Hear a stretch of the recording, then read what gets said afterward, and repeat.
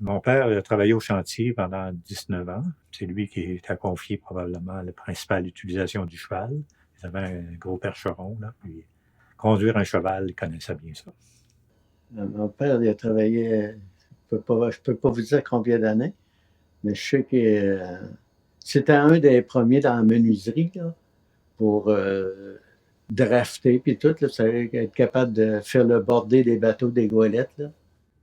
Au chantier, c'était de voir la manière que ça travaillait avec avec le peu d'outils qu'il y avait, là. C'était vraiment intéressant à voir. Les autres, ils mettaient il y avait une espèce de morceau en bois à peu près de 4 pieds de long par 24 pouces de large. Ils appelaient ça des anguilles, là. Ils mettaient autrement dit de la graisse d'animal. Fait qu'ils mettaient ça sur les lisses, puis ils glissaient les bateaux sur ça. Ils appelaient ça slaguer, là, sur les lisses, là. En tout cas, c'était pas appétissant, là. Ce qui nous a impressionné dans le temps, c'est que les gens, c'était très. Beaucoup d'entraide entre eux. Ces gens-là travaillaient dur. Hein. C'était pas un travail facile. Les patrons considéraient très bien l'employé. C'est beaucoup de respect de part et d'autre, quoi. Puis, donc, je pense que j'étant très jeune, j'ai déjà ressenti cet aspect-là. Les compagnons de travail de mon père nous encourageaient à continuer nos études. Ils nous voyaient quand on était en congé d'études. Ils disaient, les petits gars, continuez à étudier, c'est important pour votre vie. Là. Ça, c'est à peu près c'est à peu près unanime de tous ces compagnons de travail. Puis ça nous avait très, très impressionné, cette situation-là. Les gens dans le temps, là, ça travaillait fort parce que je me souviens qu'il racontait qu'il y avait monsieur Joseph Lavoie. Puis lui, c'est un monsieur qui est habitué de courir tout le temps. C'est que le boss du chantier, il a dit, monsieur Lavoie, pas nécessaire de courir ici, là, pour faire votre travail, là. Ça fait que monsieur Lavoie, il dit, je ne fais pas ton affaire, dis-moi aller, je vais m'en aller. Et il n'avait pas accepté qu'ils disent de ne pas courir. C'était pas nécessaire. Aujourd'hui. J'avais travaillé avec un monsieur Toulouse, puis lui était soudeur, ça qu'il faisait les réservoirs pour l'eau des bateaux, là.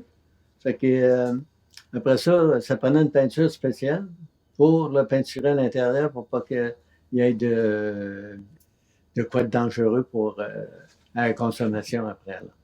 Ça fait que on avait à peu près 5 minutes pour rentrer le réservoir, puis à ressortir. Sans ça, il ne fallait pas rester plus que 5 minutes. Sans ça, on restait là. C'était fini pour nous autres, là. Puis M. Toulouse était assez âgé. J'avais peur pour lui. Moi, j'étais plus jeune, puis plus petit. Parce qu'il fallait traverser des cloisons, hein. Je faisais ça le samedi, ça, ces affaires-là. C'était spécial. Quand les goélettes l'été brisaient sur le fleuve, ils s'en venaient au quai du Saint-Laurent.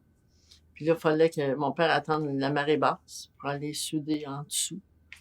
Des fois, c'était les lisses en arrière, là. Alors, il faut aussi y aller la nuit, là, quand c'était le temps. Non, j'étais comme fière de ce travail-là qu'il faisait. Pour nous autres, c'était rare. Puis, j'en revenais pas, là. Il était seulement que deux, son beau-frère et lui. C'est pour ça que je disais que à l'école, que quand on demandait ce que faisait mon père était soudeur. Quand il aurait été premier ministre, pour moi, ça n'aurait pas été mieux. Mais vraiment, là. Les patrons du chantier, les Filion et Lacroix, tout ça, ces gens-là ont eu le souci d'être utiles à la société de Saint-Laurent. Et puis, ils ne se gênaient pas de mettre leurs équipements à la disposition de la population. Ils avaient un service d'incendie, des pompes, puis ils fournissaient le personnel. Je ne sais pas quelles sont les modalités qu'ils avaient, là, mais il reste que s'il y avait un incendie, c'était l'équipe du chantier qui s'en occupait. Et puis, donc, il y avait l'automobile qui venait en aide aux gens qui étaient mal pris, en fait.